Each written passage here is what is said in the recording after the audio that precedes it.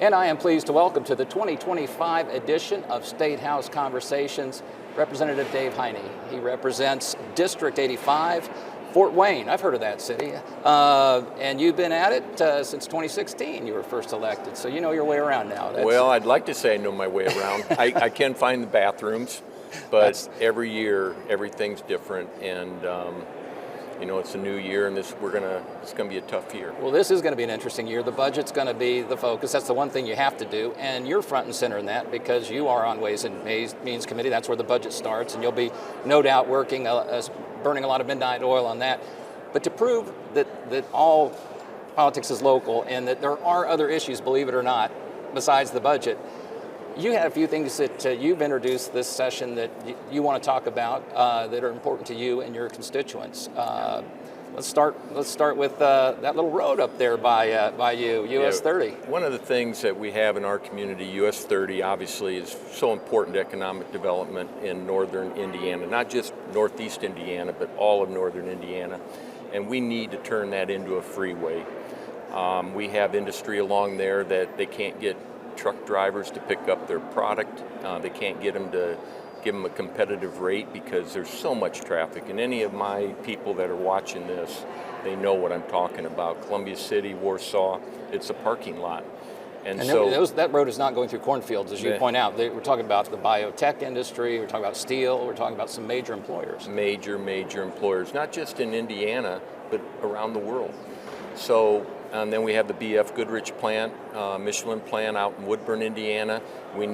They need to get their tires to Chicago, and it's just very difficult. So our main objective for our Northeast delegation is to turn that into a freeway so we can help our economy grow in Northeast Indiana.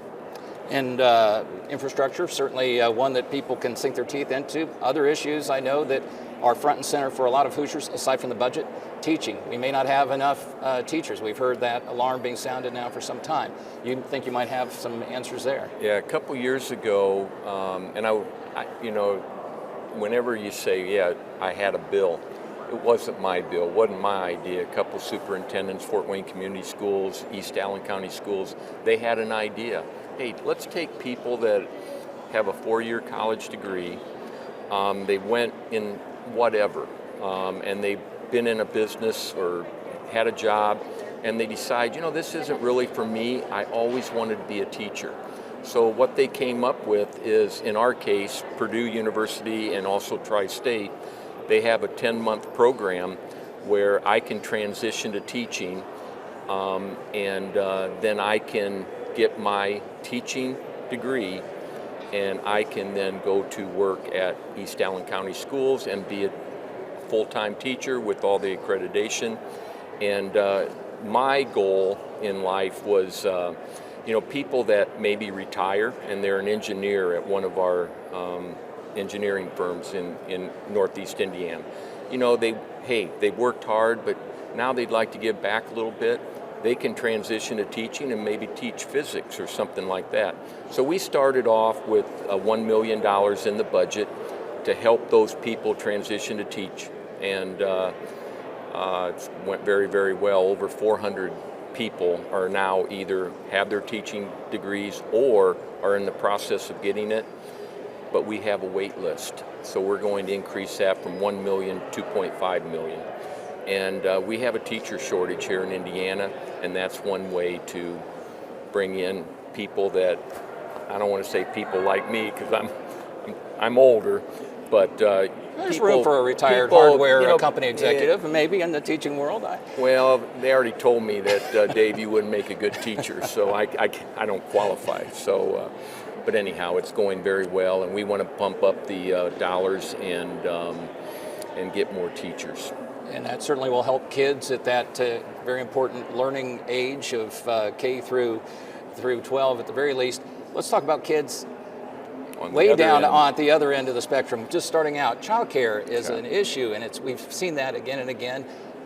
You all took some steps last session to try to address it, but still apparently not enough. Well, never will be enough. But last year we had a bill deregulating some child care.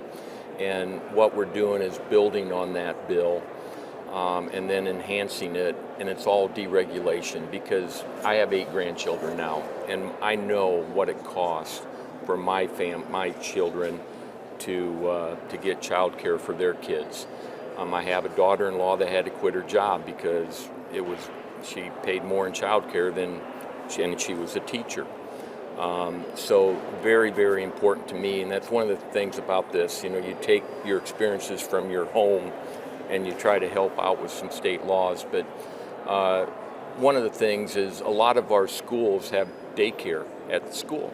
So we had the people that worked at the school, they could bring their kids and have child care there at the school. Well, we're enhancing that, hey, you don't have to work at the school. You might be an outside vendor that does things at the school. So we're going to include all children will be able to go. So more kids can go to a daycare, and that's just going to lower the costs and allow more people to get back into the workforce. What has become a serious problem. Yeah, and then also we're going to deregulate. Right now there's certain industries have come to me, certain nonprofits that have child care facilities in one location in the state, but they're all over the state. Well, they have to get a license at every individual location. So what we're going to do with this bill is, hey, they can get one license and it covers every place in the state. That's going to open up so many more. The whole goal is to have affordable child care, so more of my children, our children can get babysitting for their kids so they can get back into the workforce. Well, we will be watching those pieces of legislation. They said you wouldn't make a good teacher. I guess that's debatable, but hey, with 8 grandkids, I think you could run a daycare. No, I can't. And look, it will even be regulated daycare. You'll be good to go. Dave Heine, Representative Fort Wayne, District 85, Republican, thank you for taking time to chat with us, and thank you for your commitment to the state of Indiana and to public service. Much appreciated. But thanks for everything that you do too. You do a great job. Thank you.